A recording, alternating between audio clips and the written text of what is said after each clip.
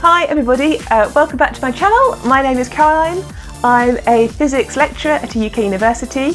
I post every Monday and Thursday, and it's always about university stuff, life as a lecturer, student matters. So that sounds like your kind of thing. Please do hit the subscribe button. And this week, lots of my students are coming to the end of their studies for this semester. So my undergraduate students are currently all revising and sitting their exams. It's a little bit different this year because of the horrible pandemic situation. My students are having to take their examinations online, so they've gone to an open book 24-hour period in order to take their exam.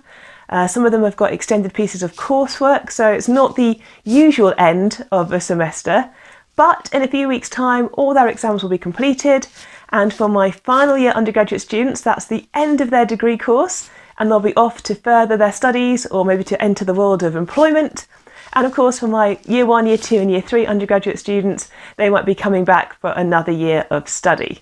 And this video is all about how to organise your materials at the end of a semester to make sure that you're ready to come back for either teaching in the autumn or to go out and to start the next step in your career or education.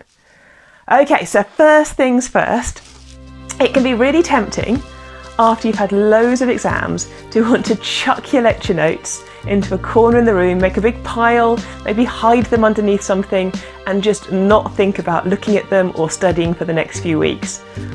But if you can face just looking at them to organise them, it makes things so much easier when you come back for the next semester. If you have paper notes, grouping them together by subject is a really good way of being able to reference your material when your teaching starts up again.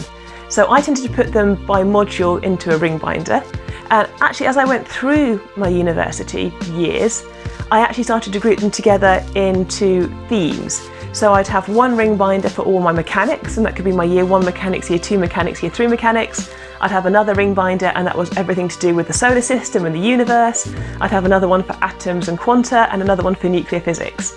And it meant that I had the whole kind of series of lecture notes as they progressed through the years of the university study together in one place. And that's really good because your later years of studying are going to reference and use the ideas that you cover in year 1 and year 2.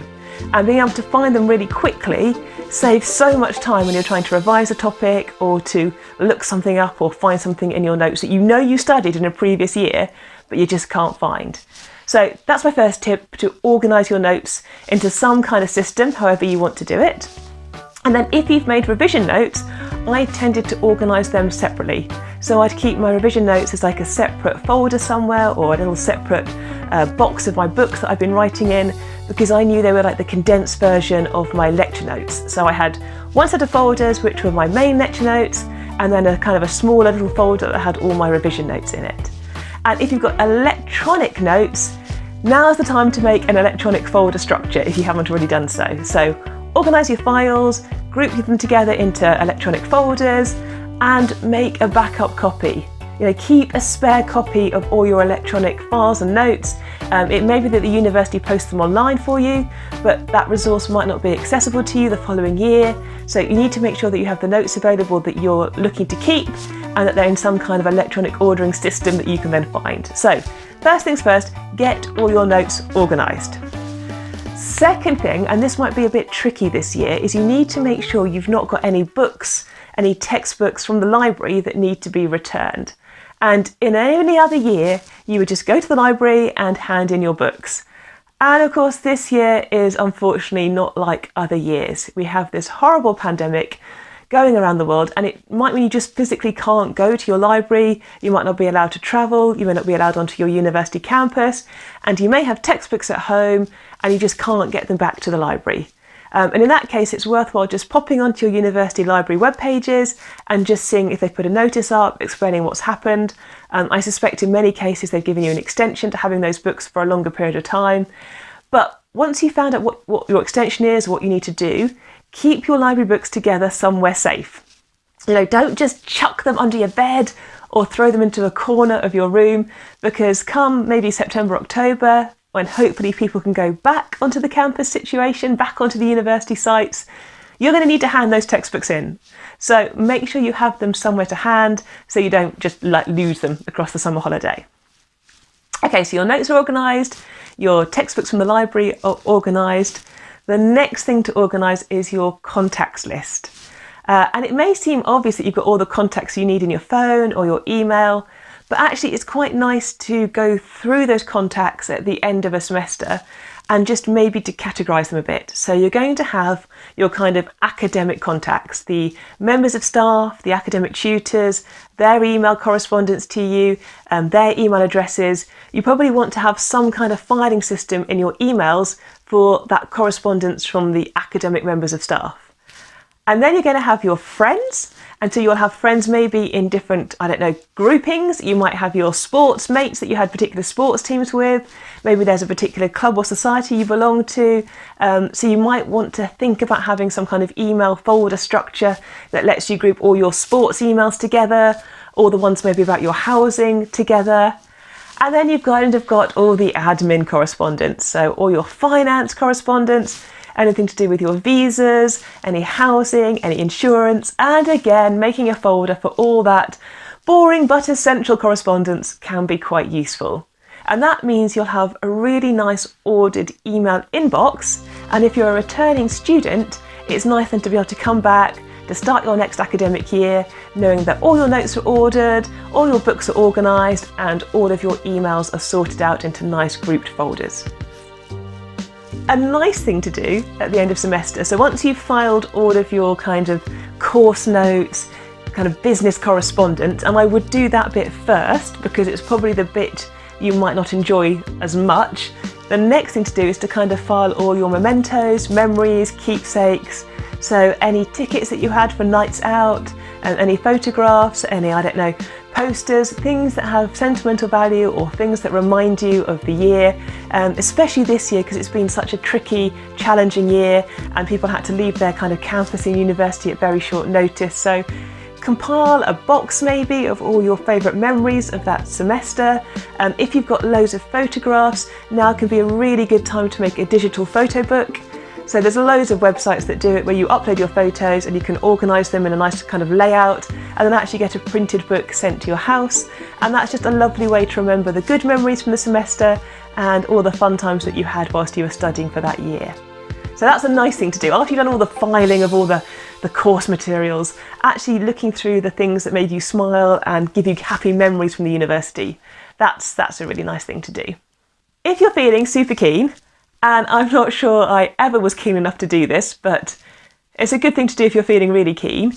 You can make a list of topics at the end of the semester of things that you found difficult or you didn't quite understand or you need to do more reading around. Now that's probably the last thing you want to do after your exams, but if you note down those topics now whilst it's still fresh in your mind, then maybe come the end of August, the start of September, when you're starting to think about getting ready to go back to university, you can have a look at that list and remind yourself of the things that you found a bit hard from the previous year. And if you're feeling super keen, you can spend maybe a little bit of time reading up on them, revising that area, going through that topic again, helping yourself get ready to come back to continue your studies. That is for the keen student, that tip, but if you can do it, it's a really good thing to do, especially with your maths. So if you're doing a subject that requires mathematical skills, if there's an area of mathematics that you found difficult, or maybe a particular type of equation you just couldn't understand, investing a little bit of time in August and September to recap it, to go through the notes on it again, to look at your textbooks, can really help when you come back and you recommence your studies. So if you're feeling very keen, note down the things that you found difficult from the previous semester, and maybe at some point over the summer you can have another look and revisit those topics. And my final tip is make sure you've replied to any correspondence that needs a reply. So don't ignore anything about housing or insurance. If a tutor has emailed you with a question about the course for next year, your module selections for next year, if there's something you need to clarify about your exam or your registration status, now's the time to do it. Do it whilst you're still slightly in university academic work mode, because then once those jobs are done, you can put it all to one side and actually have either a proper holiday, or maybe you're off to do an internship or a placement, but it means you know that all your university stuff is sorted out. And maybe that's it, right? Maybe that is the end of your university journey. You've finished your undergraduate degree and you're off. That is the end of university for you. My last piece of advice is to keep your educational materials. I know some people just want to burn everything, and I had friends who burned all their folders and all their paperwork. I didn't. I kept my notes. I didn't think I was ever going to need them again, actually, and I kept them, and then I went and worked into industry, and I didn't really use them, to be honest, because I was looking at things on the internet or textbooks for my sources of information. But then when I returned back to academia, I'm really glad I kept all my lecture notes, because it meant I had a valuable resource that I could use when I was preparing my lecture materials. So it's very much personal choice, this. I kept all of my lecture notes. I know people have destroyed all of their lecture notes, but maybe somewhere in the middle. So maybe don't keep all the revision notes and draft notes and scribbles on bits of paper. But if you have the space, I think it's quite nice to keep the core notes from your lectures just for a few years. You know, you never know what might happen in your career. You never know when you might need to look back at them. And, you know, they're a nice memory of a period in your life. So if you finished your studies, I'd say be very careful before you start binning and throwing stuff out. And just be sensible with how much you want to keep and how much you want to destroy. So that's it. That's my top tips for things you can do at the end of semester to help round off that term. It makes it nice and easy when you come back to continue your studies, or good luck if you're off out into the world of work. Let me know in the comments below what you do at the end of semester. Do you keep your lecture notes? Do you destroy your lecture notes? And I'll be back on Thursday, and on Thursday I thought we could have a little discussion about what to do if you're heading out for a summer internship or a placement, and how to get ready to go out into the world of work. But have a good few days, keep staying safe, look after yourselves, like and subscribe if the video was useful, and I'll see you on Thursday. Bye!